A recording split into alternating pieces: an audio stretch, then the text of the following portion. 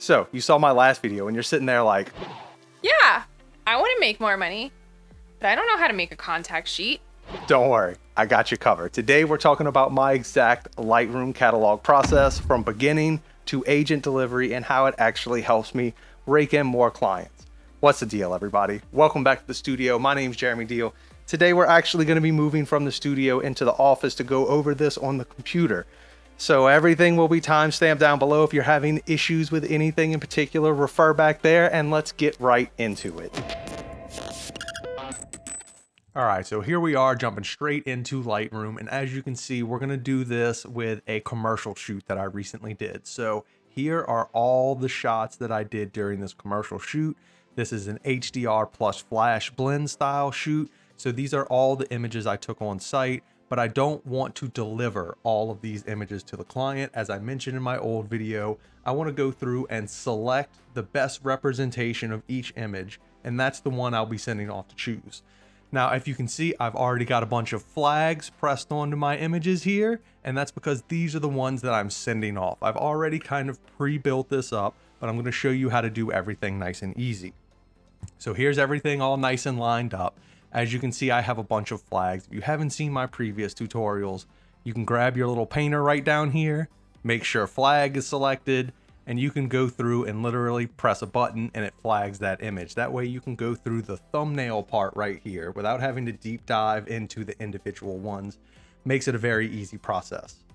Now, once you've gone through and selected all of these files that you want to turn into your contact sheet, you can come down here and select your little flag, and just those images will show. See how it's highlighted down here? All of the flagged images are shown. Now, once again, these are not edited. These are just the best representation of each shot that I will deliver to them and let them choose which ones they want, right? So here we go. I've got all of them right here. What you want to do is select all the images that you want to put in there. This is from a different project that day. Here we go. So here we go. I have all of them selected. You want to come over here to collections, and collections is where all of this magic happens. This is where you're going to put all of your files. This is where you'll be able to see everything. So as you can see, I have a bunch built up already. To create a new collection, you press the plus button right here, create collection. Here you'll type the name of it, so whatever the address is, and you want to make sure to come down here where it says sync with Lightroom. Clicking this is what's going to put everything on the web and allow you to actually deliver this to the client as a contact sheet. So make sure you click that sync with Lightroom. If not, you can go click it other places, but this is the easiest place to do it. Press create and you will have your contact sheet. Now, I have personally already created this contact sheet and I just sent it off to the client. So I'm not going to create another one, but I will jump into that contact sheet and you can see it right here. This is the contact sheet that I sent to the client.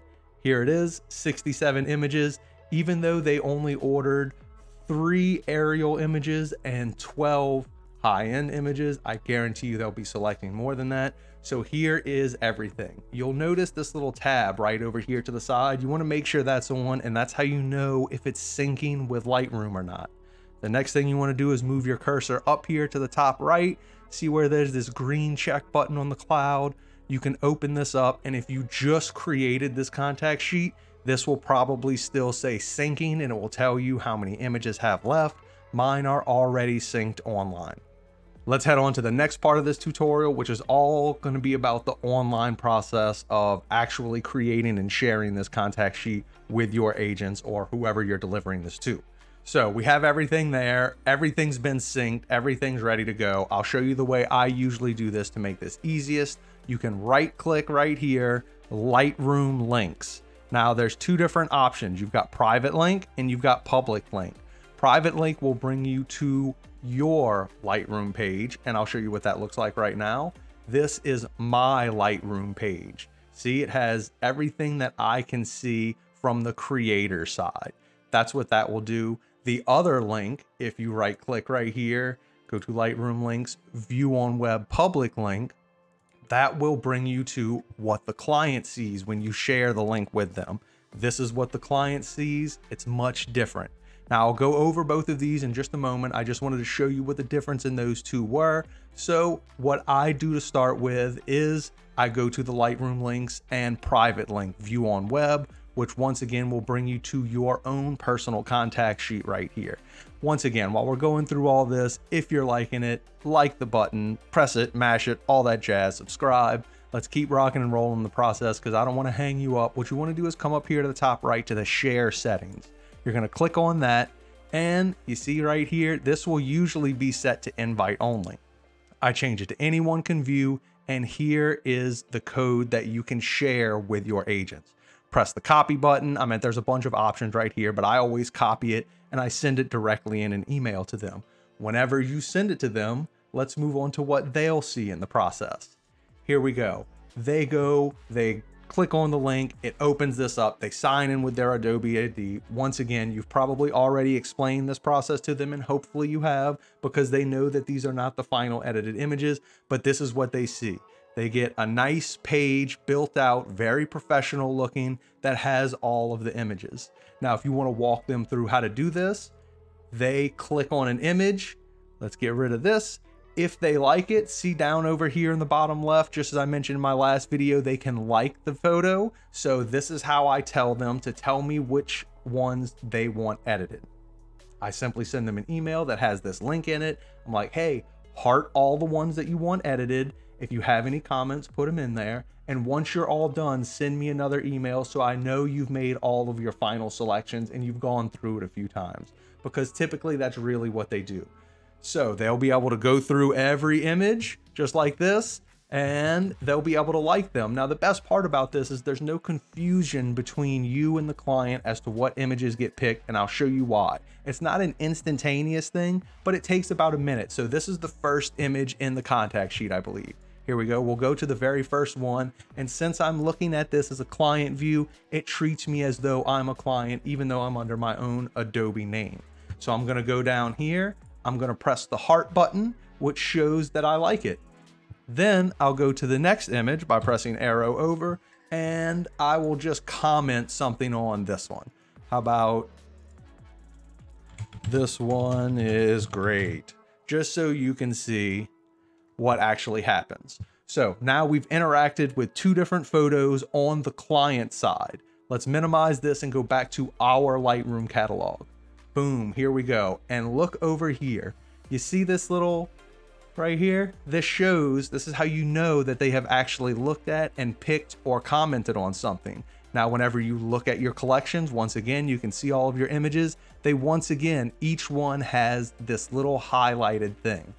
Now, what you can do if you want to make this even easier to find all the ones that they have selected, you can come over here and left click review comments, just like this. And it will put all the commented ones at the front. Now, if I click on this, go over here to the right, you'll see this is where I commented. This is a great one. This one over here, you'll be able to see it's a like. So that's how you know which one agents actually choose in the process. Now, the very last thing I like to do here is go through and select which ones the agents actually selected, so I know what to send to my editor or what to edit myself. It just depends on which one I'm doing. So you can see they still have all these comments. Once you've looked at the comment goes from bright yellow or orange to a gray. So it still indicates which ones are there. It just lets you know that you have already reviewed that comment.